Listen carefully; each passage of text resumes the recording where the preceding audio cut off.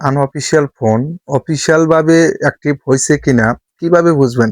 আমি যখন বিআরটিসির কাছে ডিভাইসের বিআরটিসির ডাটাবেজে পাওয়া যায়নি, দয়া করে পুনরায় কোড দিয়ে চেষ্টা করুন। এই সমস্ত একটা মেসেজ আইছে।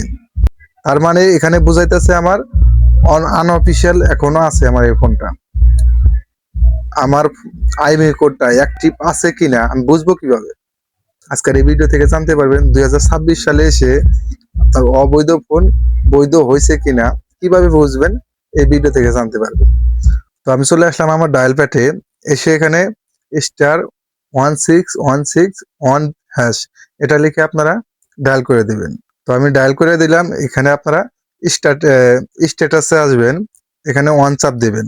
তো আমি 1 দিয়ে এখানে ইনপুট 15 ডিজিটের কোড, অর্থাৎ এখানে আপনার ফোনের যে কোড আছে সেই কোডটা এখানে চাইতেছে। তো আমি কোডটা এখানে দিয়ে দিলাম, দিয়ে আমি এখানে সেন্ড করে দেব।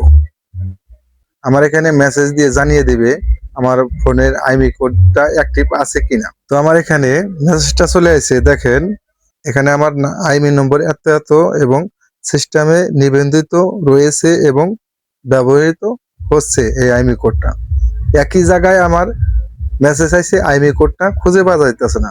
আমার এই ফোনটা আনঅফিসিয়াল, অথচ আমার এখানে বিআরটিসি কাছে নিবন্ধিত আছে।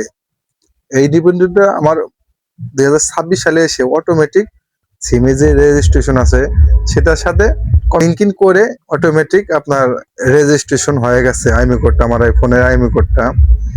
তো এরকম করে জানতে পারবেন আপনার ফোনটা বৈধ হয়েছে কিনা বা বন্ধ হবে কিনা। আমার ফোনটা আর বন্ধ হবে না, যেহেতু আমার এখানে নিবন্ধিত রয়েছে। তো এই ছিল আজকের ভিডিওটি ভালো লাগলে চ্যানেলটি সাবস্ক্রাইব করে রাখবেন। দেখা হবে পরবর্তী যে কোনো ভিডিওতে। আল্লাহ হাফেজ।